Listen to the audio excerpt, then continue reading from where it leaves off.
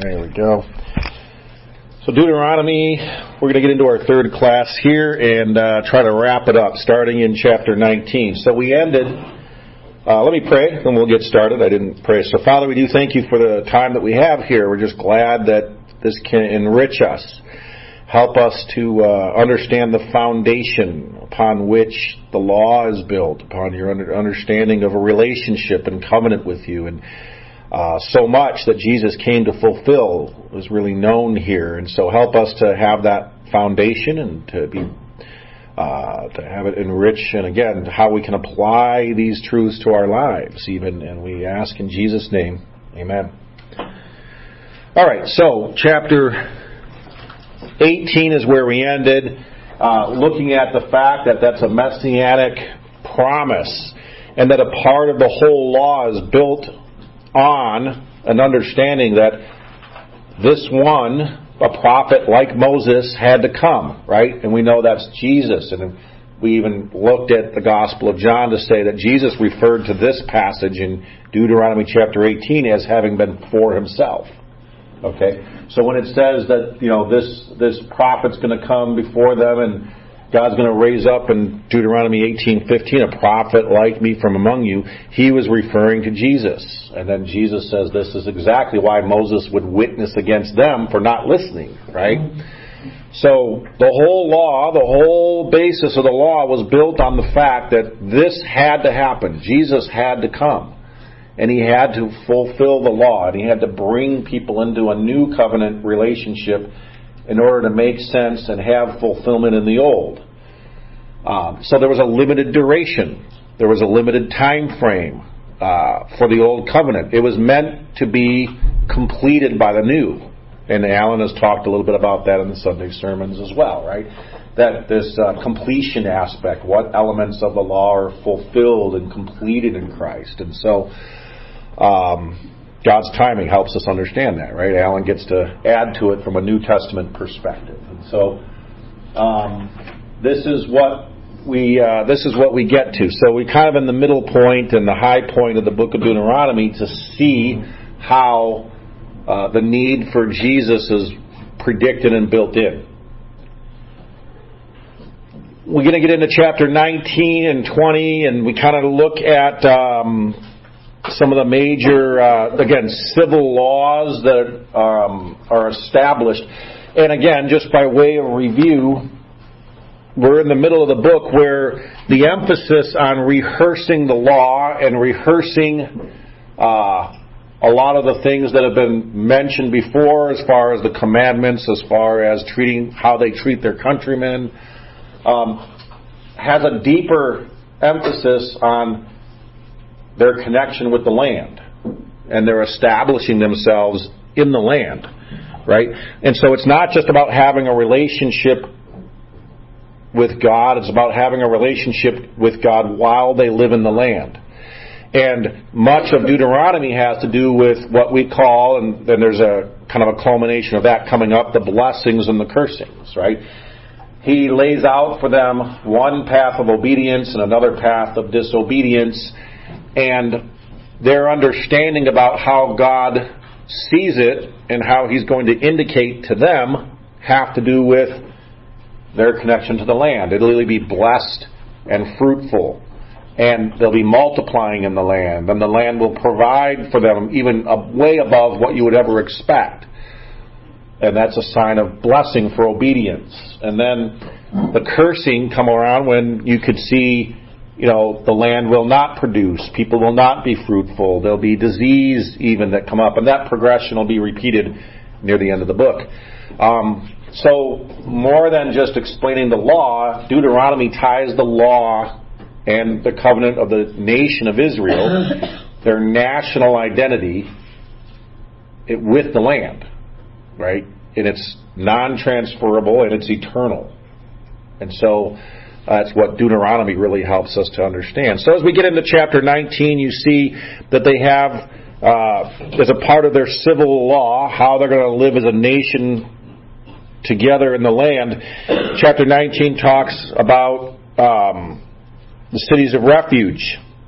He begins to explain, like in verse 2 of chapter 19, you're going to set up 3 cities for yourself in the midst of your land, which Yahweh your God will give you to possess.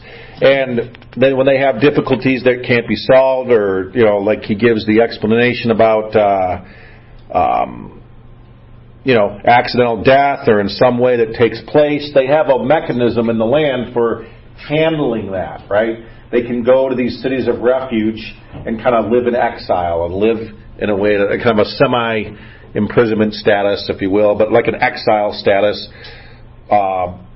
where God will care for the person, but the other people, they see that there's a punishment involved, but not the death penalty, right? And so you have all the explanation of that in chapter 19 about how that would come around, how they have to have witnesses and have 2 or 3 witnesses explained and all that, and how they're going to, with the boundaries of their land and settling in the land, how they establish all these boundaries in a way that honors God and is fair, right? So then you get into chapter 20, and it talks about some of the statutes that come about have this idea about when they go in and establish and settle the land, when they're going to go in and fight for the land, right?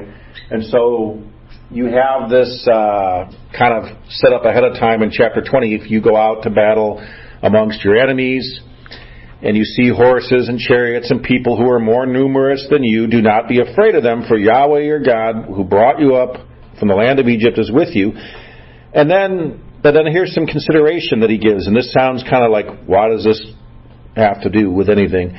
Now it will be in verse 2 that when you are drawing near to the battle, the priest shall approach and speak to the people, and he shall say to them in verse 3, Hear, O Israel, you are drawing near to the battle against your enemies today. Do not let your heart be faint. Do not be afraid or be alarmed or go in dread before them, for Yahweh your God is the one who goes with you to fight for you against your enemies. Right? So you have this encouragement that when they go in, that God is really going to be the one fighting for them, and He's going to be fighting in front of you. Right? You're going to go in and fight, but you're kind of the cleanup crew. God's going to be taking care of most of that before you ever get there. And you're going to see these nations who are bigger and more powerful, and that's true. They're going to be bigger and mightier than you. But God will deal with it in a way that when you show up, you don't have to be afraid. And so that's the promise aspect of God's going before them. Then he goes into an explanation like he does in verse 5, where he says, Now, the officers, when you're arranging your armies, and he's talking to the troops, the army, he says, the officers shall speak to the people, saying, Who is the man that has built a new house and has not dedicated it? Let him go and return to his house, lest he die in battle and another man dedicate it. So much of this relationship aspect, even among the people, is tied to the land. And here's another way. It says, you don't want people fighting, going into this land, if they haven't already seen the promise and seen the blessing of God establishing them in the land. If he hasn't gone and dedicated this part of the land, he should not be leaving and going and fighting forward until he is, in a sense, connected to and established to the covenant relationship of God in the land. God doesn't need a giant army. He doesn't need you to go fight for him. And if you're not, in a sense, experience the blessing of God to see what God is doing in the land, he'd rather have you go back, establish that relationship and connection of dedicating the land, rather than going out and not having any part of it, not having any share of it, right? So and you'll see in Joshua, they kind of come in from the east, fight toward the west. There are times when parts of this are explained, but chapter 20, it just kind of goes in and says, look, you want the people as they're fighting to be established and see the blessing of God as they go, and then continue on and fighting for their brothers as they, continue to establish themselves. Right? Now in verse 10, it goes on and it gives a second aspect of this too, and this is something that should be known. Right? It says, if you go near a city and fight against it, you shall call for terms of peace. Right?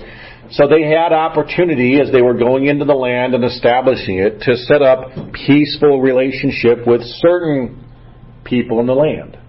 Not all of them, Later on, it'll be mentioned that, there are certain ones that, we're not going to establish peace with. They're too close, or they've already created violations with the people that we're not going to establish. But for the most part, so as you go into a city and you're going to fight, you can ask for terms of peace. And then all the cities, it says in verse 15, right, that are very far from you, not the cities of these nations nearby.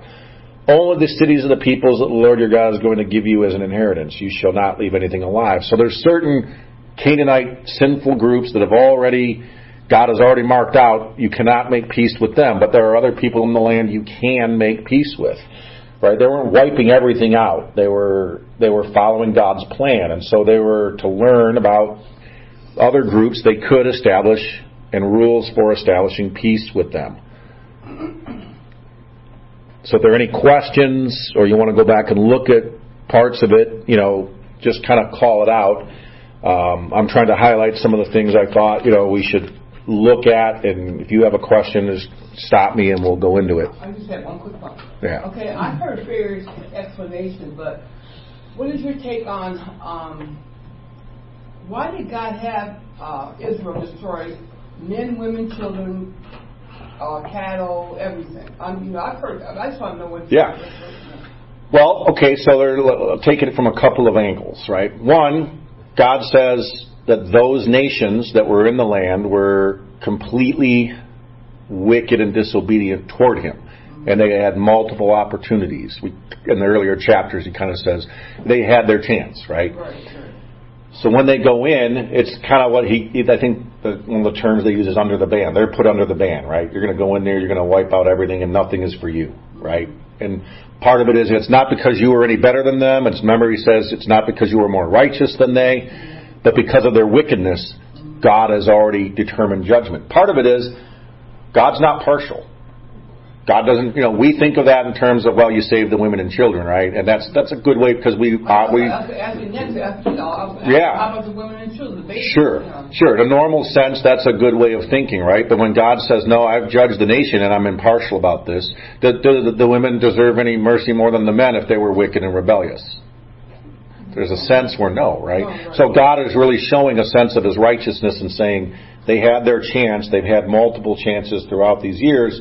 As you're going into the land, you are kind of gruesomely the executioners of my judgment, right? And there is a gruesome aspect to that, right? And so I think a part of it is the impartiality of God. He's not going to play favorites, right? And that includes the children. Yeah. And a part of it, now another aspect in regard to the Israelites is the influence, right? God doesn't want their wicked influence to continue into another generation. And He doesn't want them to come in and influence Israel in a sinful way. And so nothing survives because I don't want any of that influence or, call it leaven coming in, right?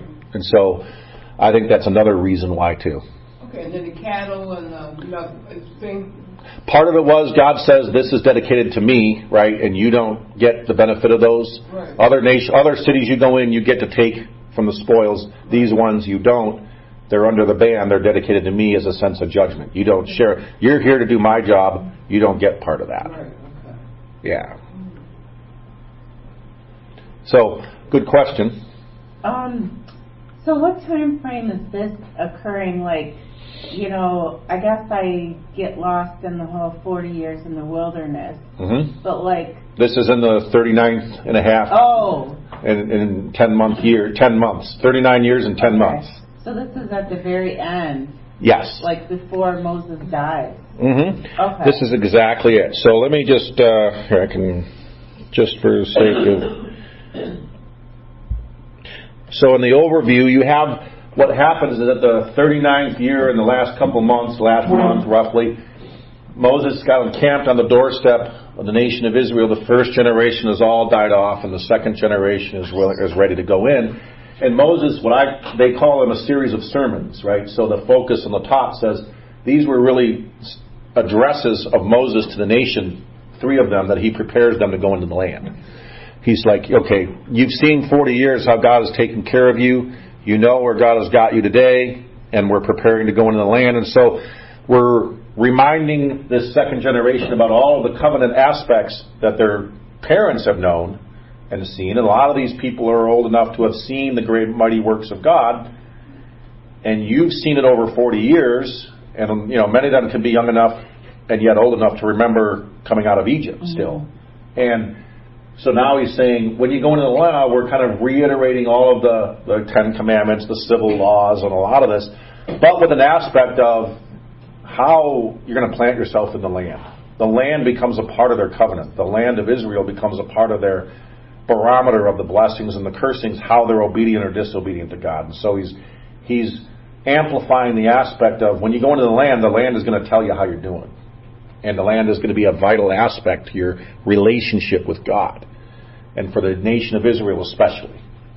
And so a lot of this has aspects that are unique to Israel and their relationship with God, which are not able to be separated from the land. Good question. The Hittites, the Amorites, Canaanites, all those people, Yep. are they descendants of Ishmael? If you go back, some of them are, right? Some of them are from Esau, right? Some of them are, so you have different connections to that. But yes. So let me get back to where it was. Somewhere around here. They're close. Okay. Then, yeah. So then you have, again, a certain amount, and now you can ask questions if you have, but just as by explanation in chapter 21 and chapter 22 through chapter 24, you get these, again, social aspects. When you're living into the law, God wants certain aspects kind of tied out. Again, accidental death or unexplained homicide, chapter 21 and verse 1, if a slain person is found, right, lying out in the open country in the land which the Lord your God gives you, you have a certain way in which to handle the adjudicating of this case, right? Sorry, I'm just going back to, she asked That's fine. The different people groups, but I just was reading in Genesis, the Amorites and the Moabites were descendants of Lot. Yeah. Which, if you remember that story, the daughters went in and, had Correct. a kid by their dad. Yes. So it seems like that's pretty harsh judgment on them, that, they can't go in to the 10th generation. Correct. So they have it. And actually, when I get, is it in this part? Yeah. So when we get there, actually, I'll give chapter 23. Yeah. So it is. So they have a restriction, right? Where you have people of illegitimate birth the same way, right? You have a generational restriction on that in the same way as the Moabites and the Ammonites, right? And then you even had, there was groups, and I can't remember, so I'd have to look it up, but certain ones of the Moabites and Ammonites, they join in together with some of the Ishmaelite line, and they have treaties and, intermarriage there, and so some of them are a combination of both, some of them are, you can track, but yeah, God had them. God doesn't forget who comes from who. And He does for their incestuous activity, right, which was kind of icky. And He says, God remembers. So, yeah. So you have the accidental homicide or unexplained homicide rules about how the nearest city will kind of take up the case, and if it can't be solved, what happens, right? So they have, you're going to honor, you're going to bury the body, you're going to take care of it in that sense, and you're going to purge, as he called, the guilt of innocent blood, right? We've looked into the matter. There's no guilty party to be identified, right? Nobody from this town was involved. They kind of clear the name as far as they can from the city being involved.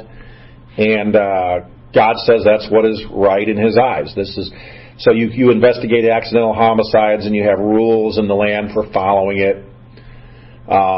You have, again, in chapter 22, marriage rules. Some of the things that take place there, starting in verse 13, if any man takes a wife, goes into her, then turns against her, and charges her with shameful deeds, and brings forth against her a bad reputation or bad name, you're going to, say, right?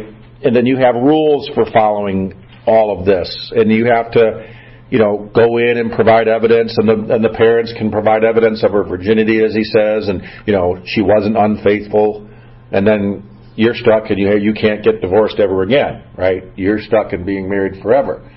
So God knows that, and this is a part of God's knowledge that we can't, right? Not every person is going to be completely obedient.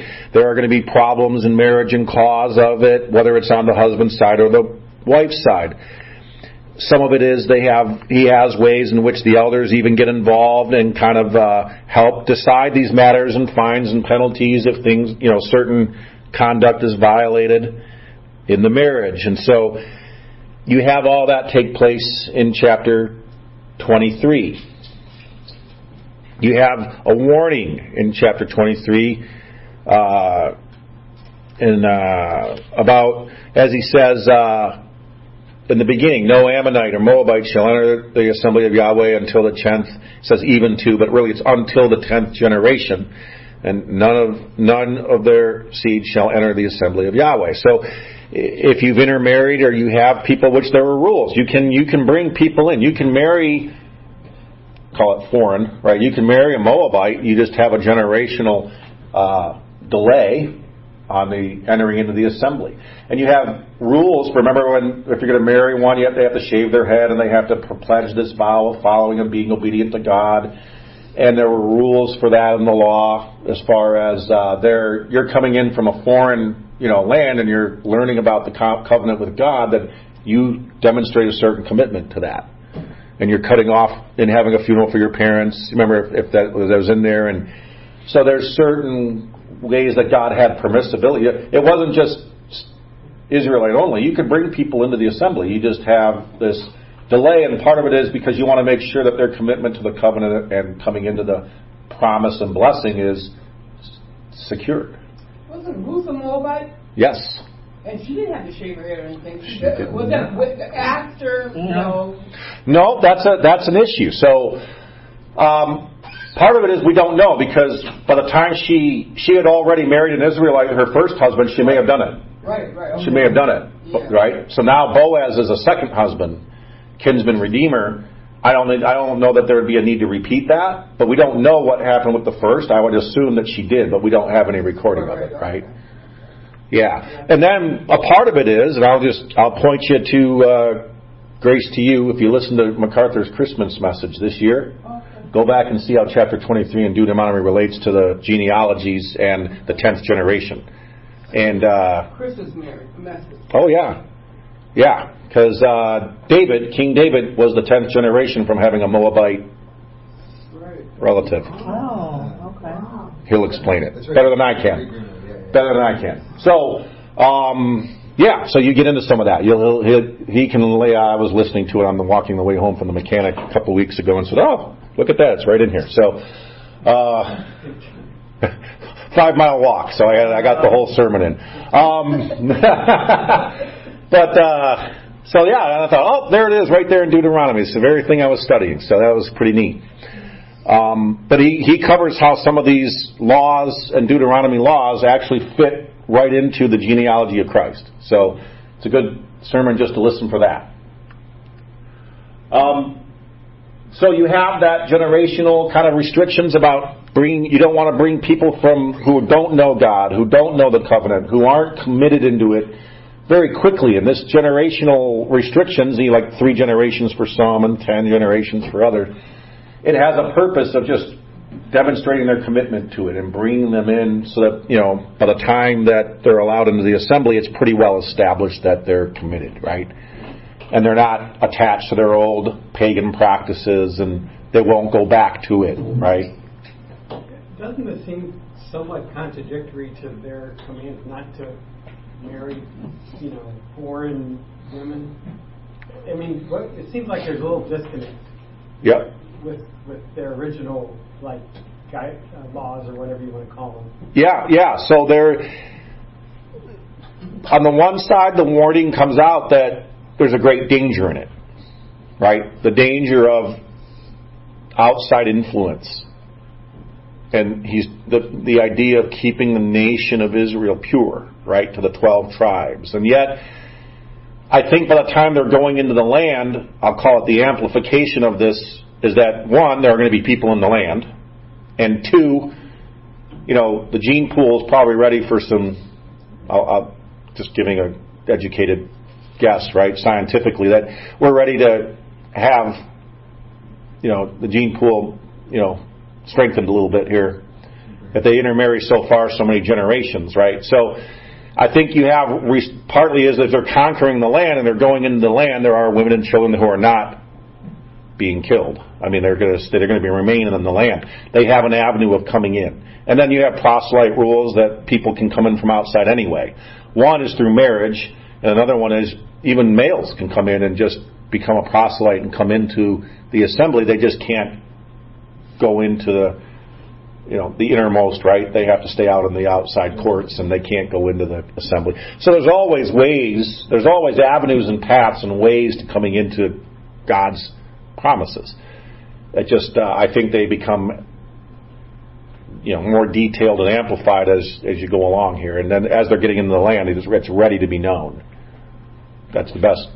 Because I understand, when they first come out, it's like, don't do it at all. And then even later on, because they don't follow the rules, like in the time of reestablishing, coming back into the land, they have to divorce their wives because they didn't follow the commandments. So when you violate it, then God's pretty severe too, because He gave an avenue to come in, and if you don't follow the prescription for it, then He can remind you like He does later on. So trying to move along. I think we're going to finish today. We'll get as far as we can, and then I'll take questions. But chapter 25, the importance of chapter 25 has a lot of implication for Ruth, right? So this is the kinsman redeemer. This is the avenue of what happens if you're established in the land and you're in your tribe and your brothers are all living and a wife dies. What do? You don't let that inheritance go away. You don't let that inheritance, you don't get to take the inheritance for yourself either. You provide a child through that wife to keep the establishment of the inheritance for your brother alive to the next generation. And so this is a way in which God is establishing again, boundaries matter, establishing in the land matters, and your family matters. You don't just, you don't get it for yourself. You have to keep your brother's name alive because God is concerned with all the tribes living in their area and experiencing the blessing. And so those children who come, if they have no children, you have to raise up a son and establish that generation to continue the blessing. And so, again, the best application of that you see, Tamar and Judah had a problem with that earlier, but later on you see the blessing of it when it's done right with Ruth. And so that takes place, that's explained in chapter 25. Chapter 26, he goes in and he talks about the fact, right, he's reminding them that they're going to, when you go into the land, again, here's a reminder, it's not all about you, right? Remember, God's going and fighting in front of you. God's already been the one blessing you. God's been the one providing for you for 40 years. Don't forget to give thanks to God. Don't forget that He gets the first part of it, right? Here's another first fruits idea.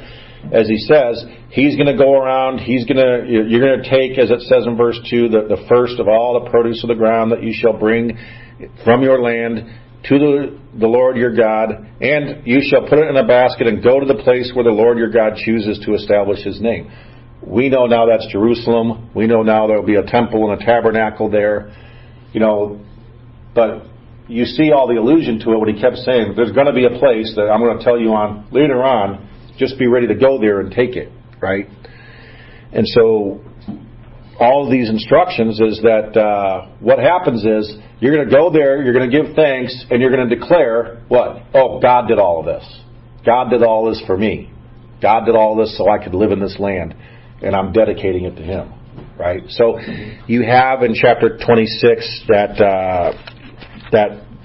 bringing in of their first fruits and tithes and taxes that will establish their prosperity in the land, right? There's always these elements like the tithes. Again, if you go in and you understand true tithing, they're giving away 30-40% of their wealth all the time in this continual thanksgiving and tithing to God in the nation of Israel.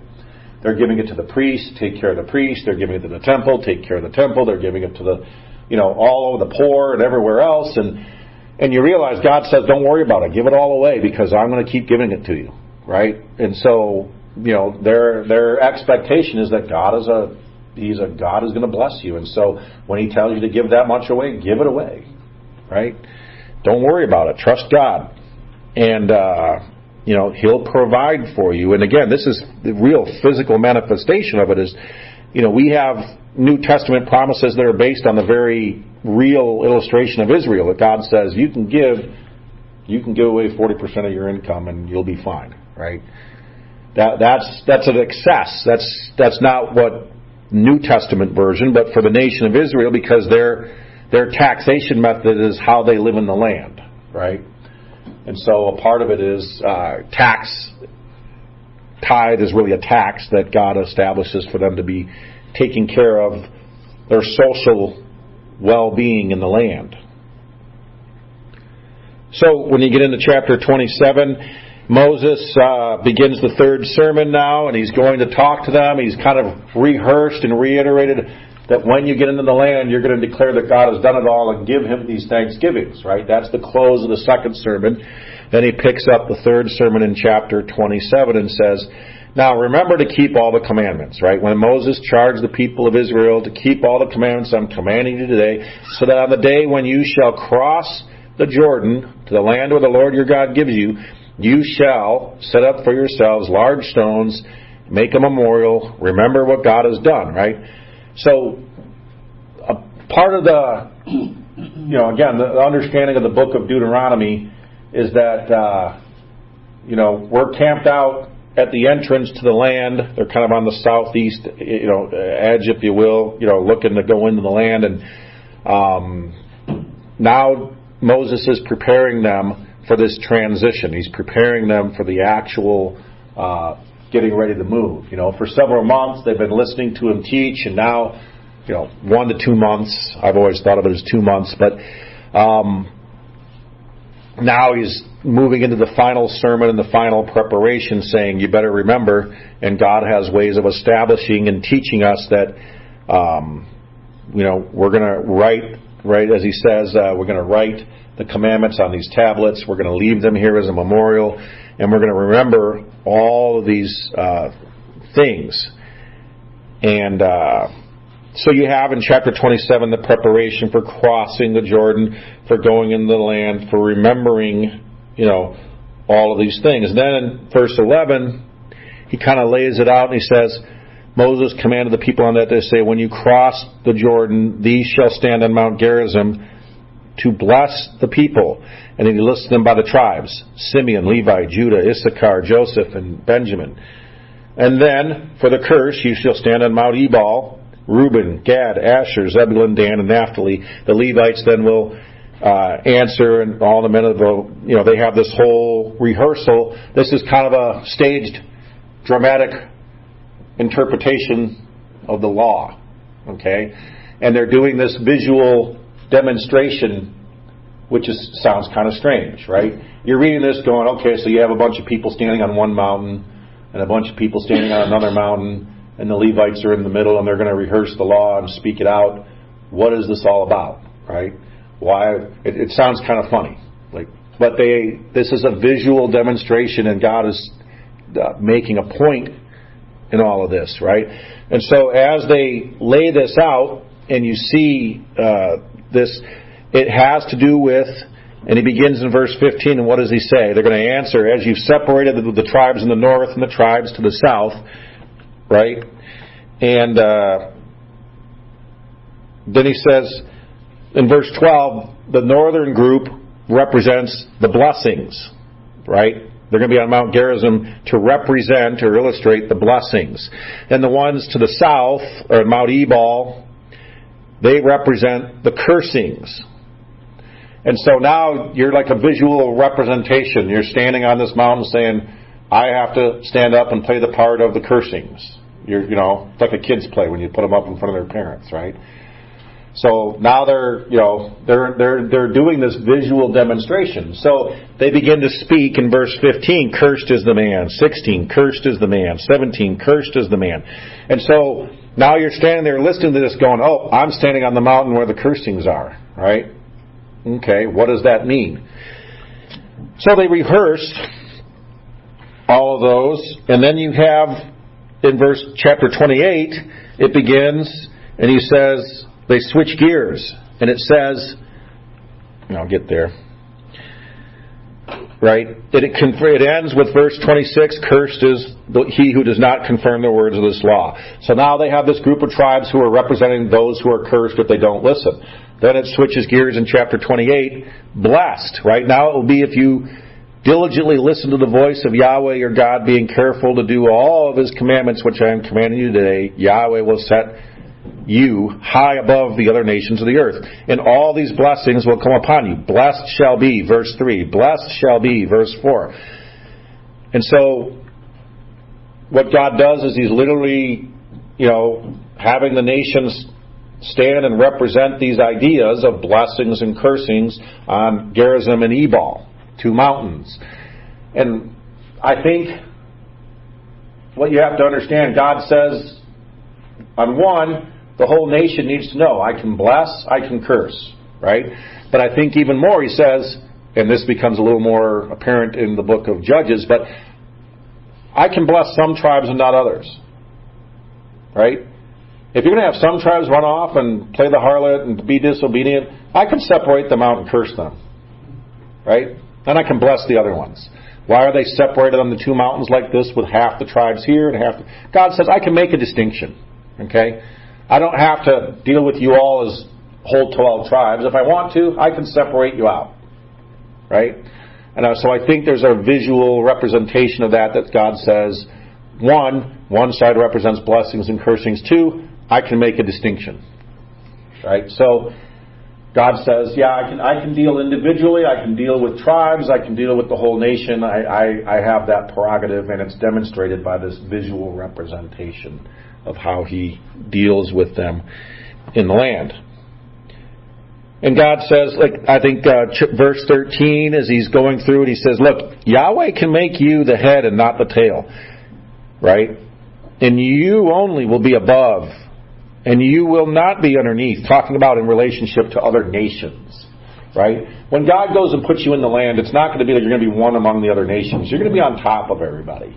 You're going to be the head and not the tail. You'll be, if you're obedient and blessed, you'll be above the other nations. And so listen to everything that I'm saying to you today. Do not go after other gods and serve them, right? So he gives this kind of chapter 28 and chapter 27, the blessings and the cursings. And then chapter 28, he's really going through a whole list of the blessings and the cursings, right? What will happen as you go into the land? And he gets pretty detailed in all these It could be like this. When you go into the land, it could be like this. And I could bless you like this, right? Yeah. Kim. I have a couple of questions. Going back to chapter 27. Yep. Verse 3. It says, first they're supposed to set up stones and coat them with plaster. Mm-hmm. And then verse 3 says, write on them all the words of this law. Mm-hmm. When you're that law, is that the Ten Commandments? I would take it to mean the Ten Commandments, yeah. And so that's what some people call, that's also referred to as the Mosaic Covenant? Mm-hmm. It's the basis of it, right? So this is the way that the law works in simplicity, is that, and then we'll get into this, but the New Testament, Jesus says, what's the greatest commandment, right? It was Deuteronomy 6:4. Love the Lord your God with all your heart, soul, mind, and strength. The second is just like it. Love your neighbor as yourself. On that depends all the law and the prophets, right? So you have love your God and love your neighbor as the topmost thought process in the commandments. Those two thoughts then trickle down into 10 commandments. The first part of them is all about how you love the Lord your God with all your heart, soul, mind, and strength. You're not going to have any idols before Him. You're going to keep the Sabbath, right? Then the other second half of the laws, the other part of the laws are about how you love your neighbor, right? You're not going to murder, you're not going to lie, you're not going to steal, you're not going to commit adultery, right? So you have those two laws amplify the 10. The 10 are generally looked at as the basis of the commandments, right? And then from that trickle down all the different civil laws and commandments that are contained in Leviticus and Deuteronomy and Exodus, right? Okay. That they're kind of filtered down in those 3-level progression. And so when he says write the law, I think it's the 10 commandments. I think that's the basic level with which they understood their relationship with God was because he gave them the 10 commandments in their covenant relationship. So, and later on, when you have all these curses, yeah, starting with 15, I didn't count, but there should be 10 of them. This is just interpretations of the 10 commandments. Right? Part of it is, but I think there's more cursings than 10. Yeah, there's more. No, I think he's just going into what ifs. Like, God doesn't leave things to too much chance, right? He's going to, let me give you a lot of demonstration about how you can be cursed, right? And so, if you're doing this, you're doing that. You're doing this, you're doing that. So it's going to be pretty hard to say, well, he didn't come up with an idea here. No, God was pretty clear when he spelled it out, right? So when you go back and look how you're cursed, it's probably in there. And so I think he gives more than 10. I'm pretty sure I didn't count them either, but I think there's more than 10. And I think it's not necessarily a number in mind. I think it's just I could count it and be wrong, but. And later on in the book of Joshua, he, when they had crossed over, he started reciting all these.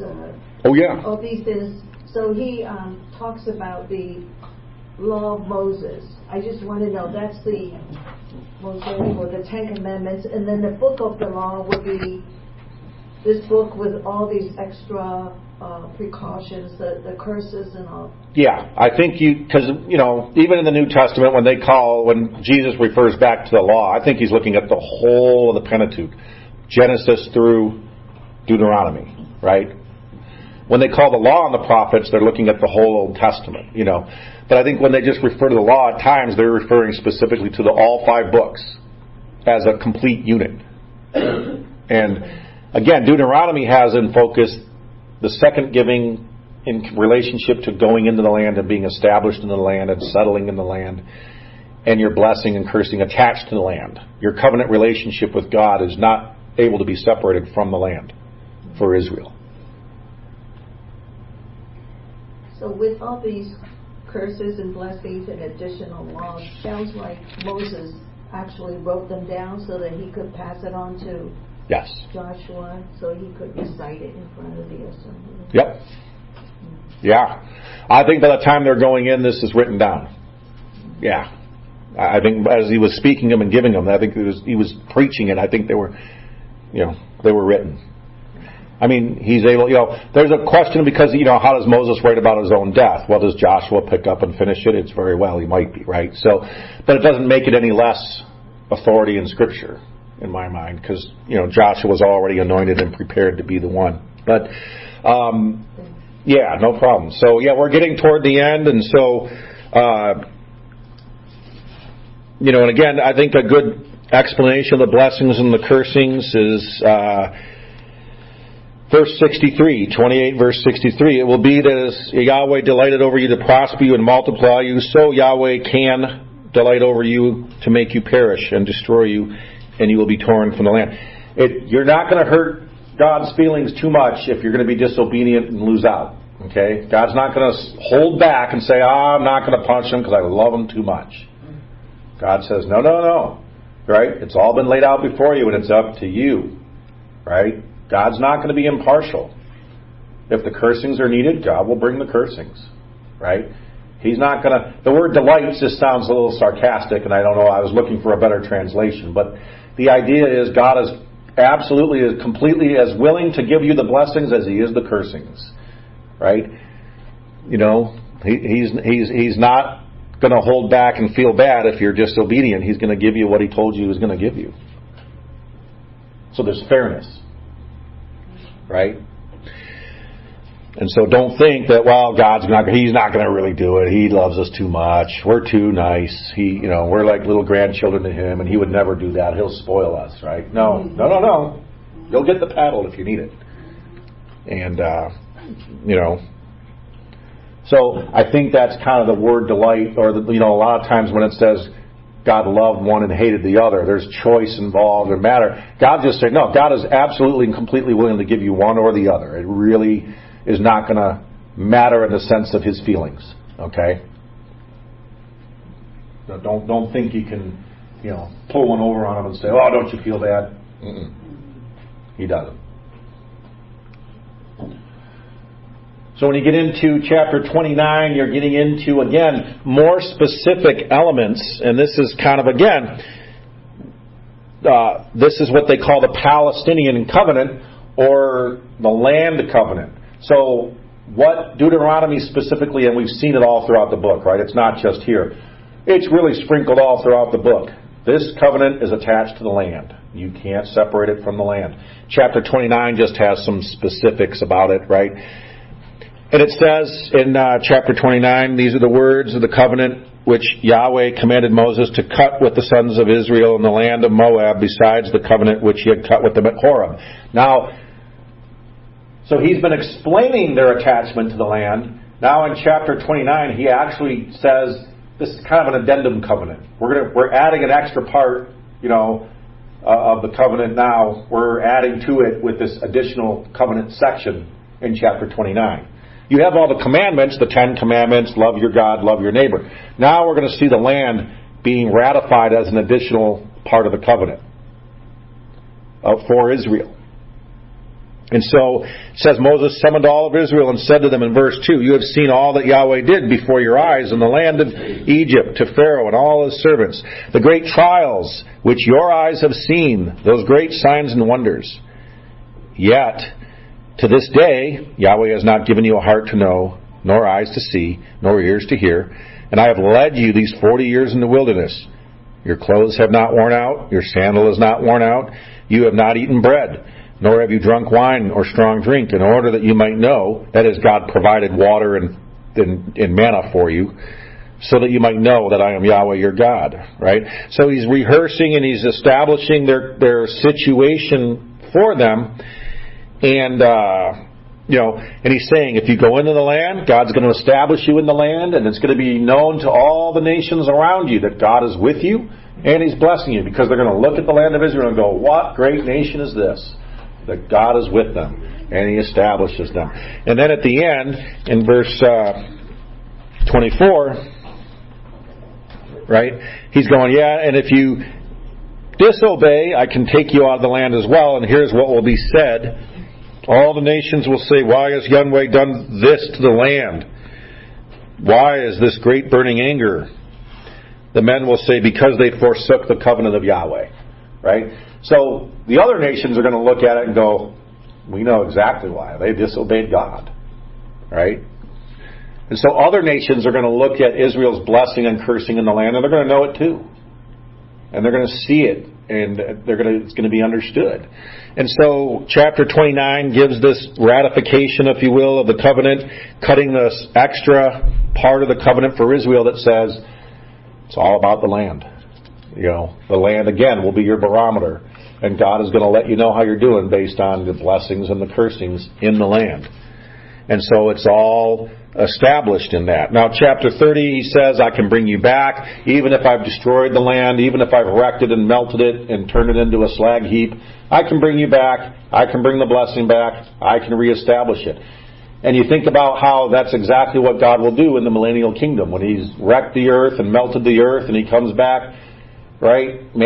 God made global warming, kind of melts everything and destroys it, and then it's a veritable paradise at the end. How does that happen? Overnight, miraculously. And so chapter 30, even looking forward to that time when he says, I can bring you back, I can establish you, you can be anywhere on the earth and I can bring you back. And God is faithful to do that. So that's chapter 30. And so, and at the end, right, you always, kind of hear the seriousness when he says, I call heaven and earth to witness against you today. I have set before you life and death, the blessings and the cursings. So choose life in order that you may live, you and your descendants, by loving the Lord your God and by obeying his voice. Right? So you have this ratification and solemnness about obeying God and following him, the blessings and the cursings. 31 through 34, I don't have time, but it's the transition of the time Moses is told, you're going to get up, you're going to be able to see the land from afar, but you can't go in, but Joshua will lead them in, right? And so you have that transition time. If you have questions on that next week, we'll pick it up, but we're going to start with Joshua next week. All right, let me pray. Father, we thank you for the time that we've had to look into the book of Deuteronomy and all first 5 books of the Bible, how foundational they are to understanding everything else that comes after and to understanding the importance of Christ coming and being the fulfillment of the law. I pray your blessing on us for reading and knowing and understanding and applying these things in our lives, and I ask in Jesus' name, amen.